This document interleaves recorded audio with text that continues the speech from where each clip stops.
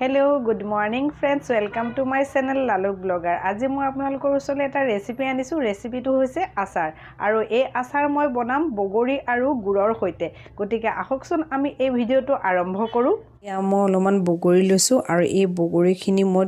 এদিন ৰ'দত অকমান শুকুৱাই লৈছো পকা বগৰী আৰু ইয়াৰ পিছফালে থকা যিখিনি ঠাৰি আছিল ঠাৰিখিনি মই ছিঙি সফা কৰি লৈছো আৰু মই ইয়াত লৈছো এবাটি গুড় ইয়াত লৈছো আপোনাৰ গোটা জিৰা গোটা ধনিয়া শুকান জলকীয়া তেজপাত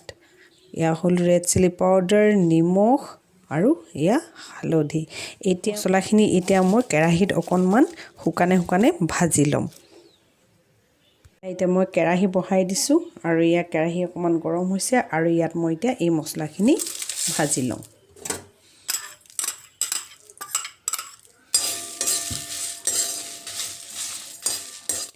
এয়া এতিয়া মছলাখিনি মোৰ ভাজি হৈ গৈছে আৰু এইখিনি মই এতিয়া বাটিত উলিয়াই থম এতিয়া মছলাখিনি ভজা হৈ গ'ল আৰু মই এটা বাটিত উলিয়াই থৈছো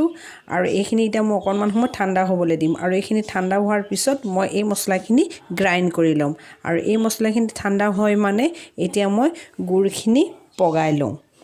মই সেই কেৰাহীটোতে বনাম কেৰাহীটো অলৰেডি গৰম হৈ আছে ইয়াত অকনমান মই তেল দি লম আৰু অলপ মই গোটা জিৰা দি দিম আৰু ইয়াত মই গুড়খিনি এতিয়া দি দিম আৰু এই গুড়খিনি মই অকমান পগাই লওঁ আৰু এখন বেলেগ কেৰাহী বহাই লৈছো আৰু ইয়াত মই সব গুটি কেইটামান ভাজি লম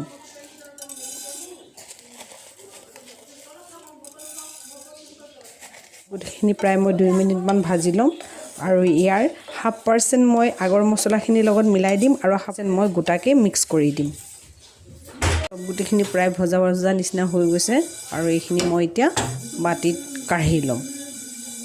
এইখিনি মছলাখিনি ঠাণ্ডা হৈ গৈছে আৰু এইখিনি মই এতিয়া ইয়াত গ্ৰাইণ্ড কৰি লম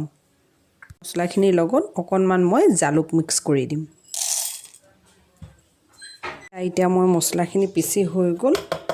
আৰু এইখিনি মই সম্পূৰ্ণ মিহিকে পিছা নাই মই এটো আধা পিছা কৰিছো এয়া আৰু তেনেকৈ আপোনালোকো আধা পিছি ল'ব সম্পূৰ্ণ পিছিলে একদম পাউডাৰ হৈ যাব ইয়াৰ মানে ইমান ভাল নালাগিব সেই কাৰণে মই এটো এয়া দেখিছে অলপ গোটাকে ৰাখি দিছো এয়া এতিয়া গুড়খিনি মোৰ পগাই হৈ গৈছে আৰু এতিয়া মই ইয়াত এই বগৰীখিনি এড কৰিম এয়া বগৰীখিনি এড কৰি দিছো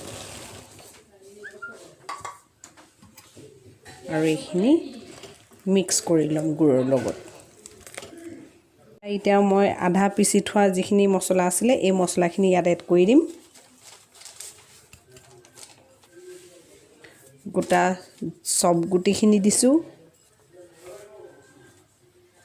ৰেড চিলি পাউডাৰ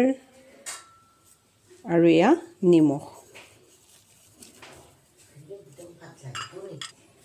আৰু ইয়া হালধি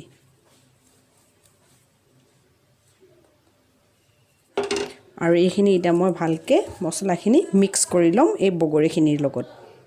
মোৰ এতিয়া বগৰীৰ মিঠা আচাৰ ৰেডি হৈ গ'ল